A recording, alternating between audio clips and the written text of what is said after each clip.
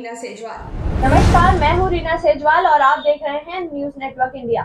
इस समय हमारे साथ मौजूद हैं बीजेपी के बड़े नेता रमेश खन्ना जी।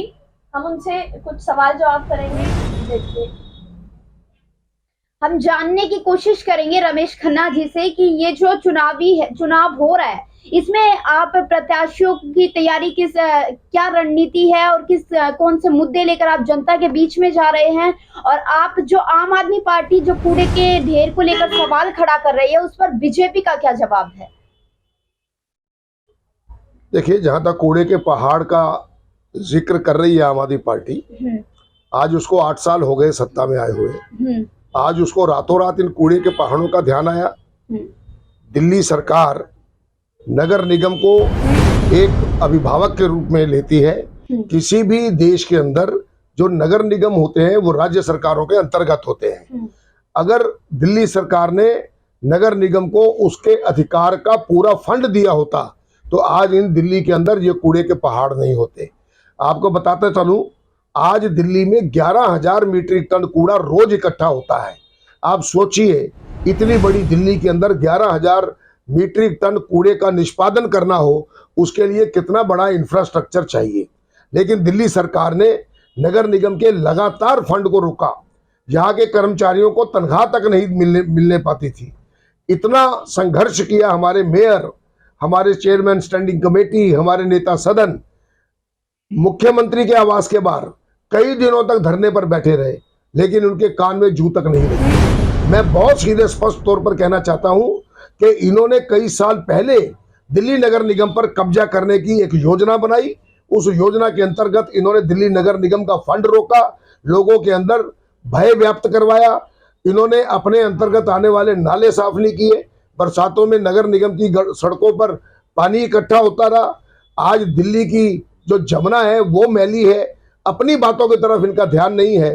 ये केवल और केवल एक कूड़े के पहाड़ की बात करते हैं। आज कूड़े के पहाड़ का ये हाल है कि हमने कम से कम 17-18 मीटर उसकी हाइट कम कर दी है, और अब ये बहुत तेजी से कम होती जा रही है, क्योंकि आज दिल्ली के अंदर कंपैक्टर और रिसाइकलिंग के प्लांट लग रहे हैं। कूड़े का साथ के साथ निष्पादन होता है, उससे बिजली बनती है, उससे खाद बनती है, अन्य प्रकार की चीजें भी बनती हैं। आज कूड़े से दिल्ली नगर निगम ने 3 ऐसे अलौकिक पार्कों का निर्माण किया है, जिससे निगम को आय भी मिल रही है। केजरीवाल की सरकार लगातार कैंपेन चला रही है और उनका कहना है कि दिल्ली को कूड़े का घर बना दिया है, तो इसे लेकर आपका क्या कहना है? और वो ये चाहती है कि आम आदमी पार्टी, आप पार्टी को जिताना है और 5 साल तक, जिससे कि सफाई की ये जो कूड़े की समस्या है ये खत्म हो जाएगी। 5 साल तक अगर आम आदमी पार्टी इसमें आती है तो समस्या ये कहीं ना कहीं सुलझ जाएगी। इसके लिए आपका क्या कहना है? मैं ये कहना चाहता हूँ, 60 फुट से चौड़ी सारी सड़कें दिल्ली सरकार के अंतर्गत आती हैं। 4 फुट से बड़े नाले दिल्ली सरकार के अंतर्गत आते हैं। ड्यूसिप दिल्ली सरकार के अंतर्गत आती है। कई झुग्गी झोपड़ियां दिल्ली सरकार के अंतर्गत आती हैं। क्या इन्होंने वहां की सफाई दुरुस्त कर ली?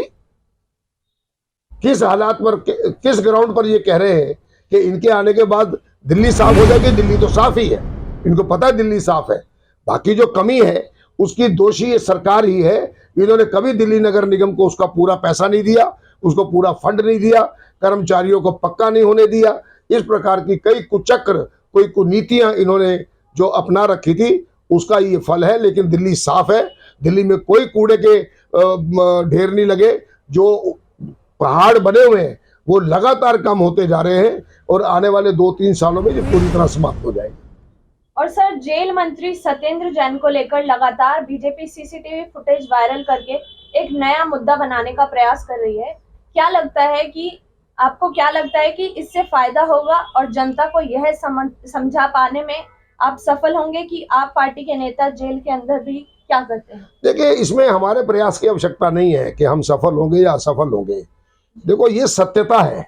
सीसीटीवी कैमरे की फुटेज ये एक वास्तविकता है कि एक मंत्री, क्योंकि उसने अभी तक इस्तीफा तो दिया नहीं, एक मंत्री जो जेल में है वो एक क्रिमिनल से अपने पांव दबवा रहा है और आराम से अपने बिस्तर पर बैठकर कागजों का अवलोकन कर रहा है, पढ़ रहा है। ये कोई फिजियोथेरेपी नहीं है, ये आराम परस्ती है। ये दिल्ली के लोगों के गाढ़े खून पसीने की कमाई का मजाक है।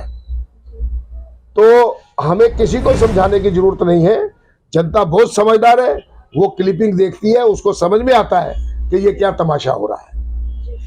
Thank you sir. आगे यही कहना चाहूंगी कि इसके लिए धन्यवाद, और ऐसे ही हम चुनाव के मुद्दे आपने सुने कि क्या मुद्दे रहने वाले हैं, इसी चुनाव के दौरान हम ऐसी ही बड़ी हस्तियों से आपको मिलाते रहेंगे। अभी के लिए सिर्फ इतना ही। कैमरा पर्सन वीरेंद्र के साथ मैं शिखा, नमस्कार।